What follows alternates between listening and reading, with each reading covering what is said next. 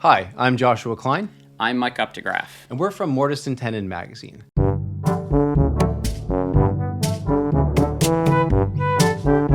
It is really hard to do print publishing in the world today. There's so many different changes, and it's a really big undertaking. Yeah, and with the prevalence of like digital media and online magazines and things like that, it can get really hard to make your way in the world. And also, print is just really expensive. Yeah. So this is what we do. We publish this publication twice per year, 144 pages, big, heavy paper. We've got authors researching all sorts of things. And it's a massive undertaking, and it's really expensive. And we've made a lot of mistakes over the years. And so if you want to start your own woodworking magazine, we wanted to give you some advice. Yeah, so we've come up with 4 tips for those of you who are looking to start a profitable woodworking magazine so that you don't make the mistakes that we've made.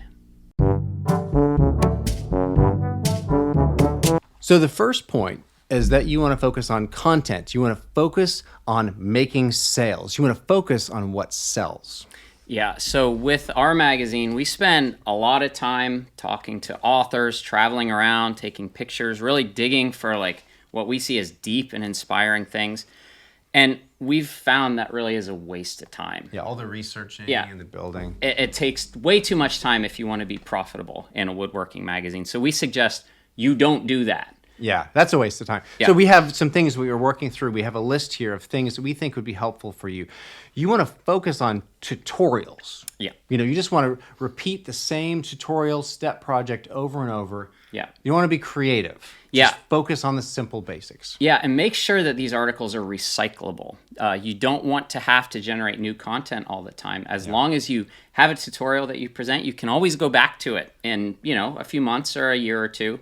And that really does save a lot of money. Yeah.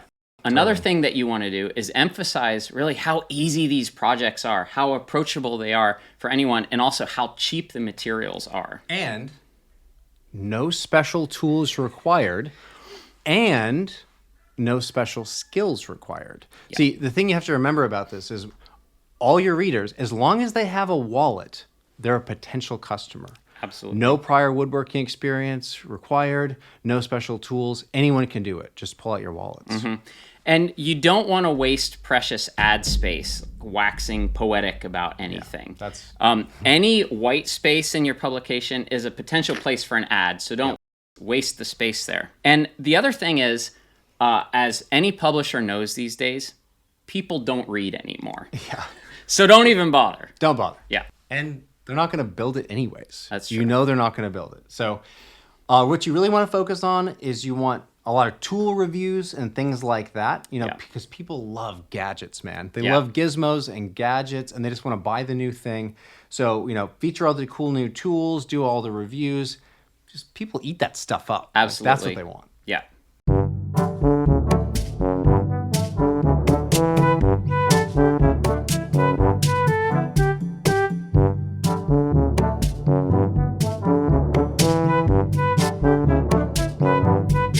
So our second tip for you in starting a woodworking publication is to cut costs everywhere.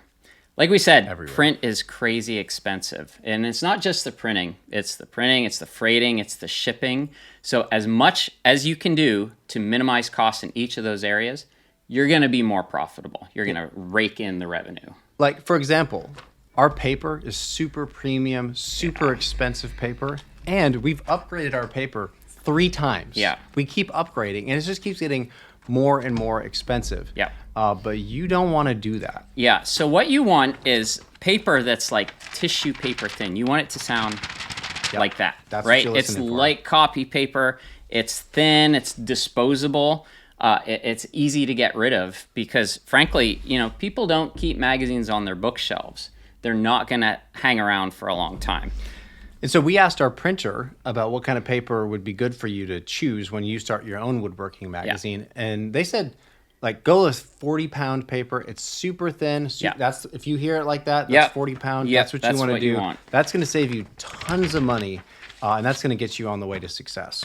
Yeah, and our magazine is a pain to ship because it is kind of like a book. So again, we recommend because of the paper and the thickness of it, don't go this route. So- go thin. Do you realize that our publication weighs more than a pound? Yeah. It's an entire pound, more than that. So when you get into looking at the shipping rates, you try to figure that out. You realize this is classified as a book. Yeah. It's not a magazine. Yeah. So you have this 1 pound. What do you think it costs to ship this thing to Australia? It's insane. See, you don't want that. It's not worth it. That's not a good path. Yeah, you want light and flimsy because that will ship anywhere for nothing. Yeah. So here's the thing, because we're trying to be all, careful about it and keep it all protected, and we pay all this money for all the paper, we ship it in these rigid mailers, which just add even more weight. But again, you don't want to do that. That just adds more cost. The mailers themselves are expensive. It makes it heavier to ship. It's a big waste of time. What you actually want to do is you just want to get, if you've seen those labels right on the cover, Slap it on. you can just get that printed and just stick it right on the cover, and they'll just ship it out right the door. Yeah. It just goes right in someone's mailbox. Even if it gets torn up a little bit, it doesn't really matter. It's just Nobody a magazine. cares. So Yeah. not a big deal. And again, it's really important to remember that people don't keep these things around anymore. They get it, they page through it, they throw it out. Yeah, it's just a magazine. Yeah. Also, keep the thing short. You don't want to overload people with content. Each issue of ours is way too long, frankly. It's like 144 pages long. No ads. It's just pure content. Yeah. Don't do that. It's too much. For all the reasons we've highlighted, it's expensive to ship. It's going to be overwhelming to the reader who's not really interested anyway. So So here's the other thing. Here's a little tip. As you're thinking about page count and how many pages you're going to have, you want to be thinking about binding. Because the way that the pages are held together really makes a big impact on pricing. So what we do, we have sewn perfect binding. And so it's all the papers, they go in what are called signatures, and then they're all stitched together with a sewing machine. They're all put together. And that is so that the pages don't ever fall out, right? Wicked expensive. Waste of You time. don't want to do that. So what you're going to be looking for, here, I'll show you. There's this thing they call saddle stitch, that's what you want. right? It's called saddle stitch, and that means staple it together. Yeah. That's what it means. So if you do this, if you take, it's basically you have this like thin copy paper type paper. That's what you want, the super thin stuff. This is saddle stitch. And you'll see this if you go to the store and you look at the magazine rack and you look at a magazine, look at the spine, and you'll see staples on it. This is called saddle stitch. Super cheap. That's what you want to do. This is the way to go. So you take a stapler and you go, Ooh, man. your book is bound. And you fold it, you ship it. Yeah, so that is a magazine right there. That saddle stitch, pages might fall out, might not, but it doesn't matter. It's super cheap, and that's the way you're going to want to go. Yep. Oh, dude, you just ripped my magazine. So another way that you can really save is to not pay your authors or pay them very little. So the way to do this is to tell your authors that really it's not so much about pay, it's getting really good exposure for them and their work. And I'm sure they'll be knocking down your door to get into your publication for free. I mean, maybe they'll even pay you. They want to be published. So you're like giving them a service, basically. So don't pay them. Avoid it if at all possible. Don't do that. So remember, there are some key things with this. You want to cut costs at all costs. You want to remember, you want that cover price as low as possible because you're trying to undercut your competitors. It's a price game. It's all about getting it as cheap as possible so that other people can't even compete with your prices. You're running on ad revenue. Right? It's all about ads, filling it up with ads. So you want to figure out how to get as many ads in there, cut costs, and you don't want to get stuck on this notion of building your company on the loyalty of subscribers. No, that's bad not, idea. That's not a long game. You actually just want lots of ads. That's how you're going to get lots of revenue. So the mantra you want to be drilling into your head if you want to succeed in woodworking publishing today is cut costs at all costs. Absolutely.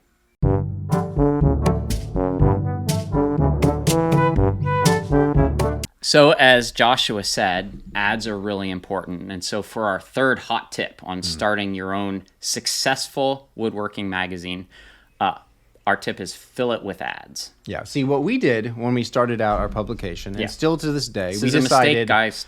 we're not going to fill it up with advertising. We're just going to put pure handcraft content. But to be honest, if you're going to get started, You're not going to want to do that. That's Yeah. a lot of missed revenue ad space right there. White space, writing, pictures, that's just lost ad revenue. Yeah. So you're going to want lots of ads. Yeah, every nice full page spread of like some woodworking tools or something is missed ad revenue. So you got to pay attention to things like that. To maximize profits, ad revenue is way more valuable to you than even subscribers. Yep. Really.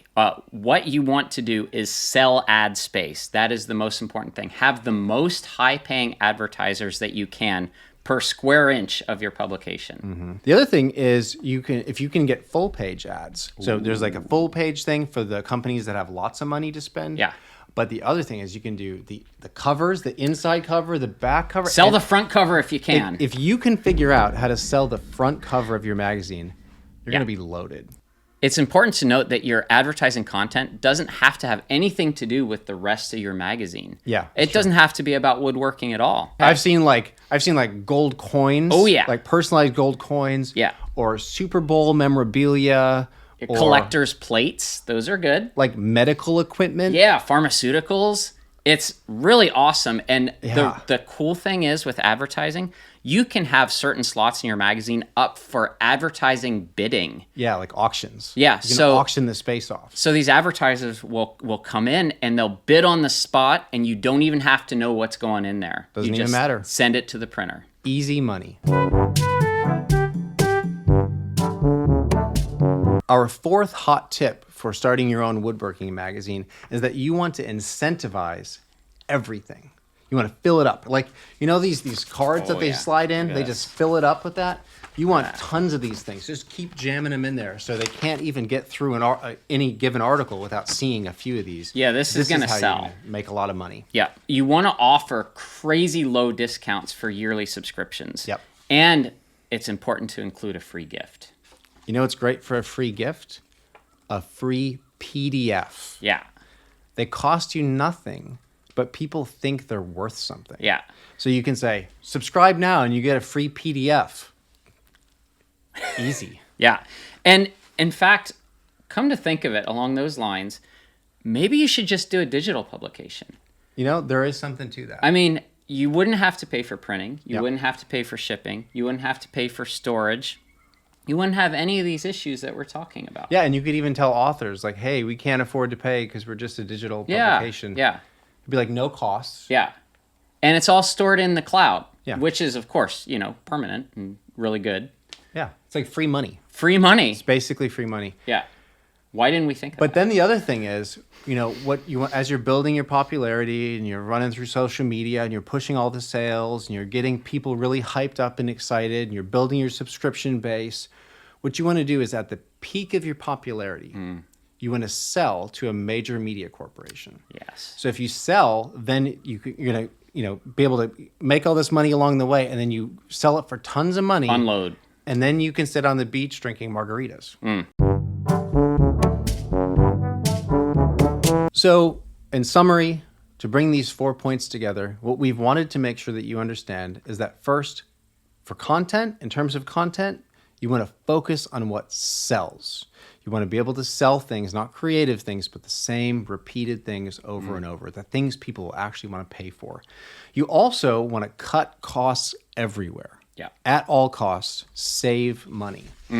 Then you also want to fill it up with advertising. Yeah. Because remember, all your revenue is coming through advertising, not through subscriber loyalty. Right. And then lastly, we're emphasizing that you want to incentivize everything. Make sure you're pushing sales, pushing discounts, and tons of free PDFs. Yeah.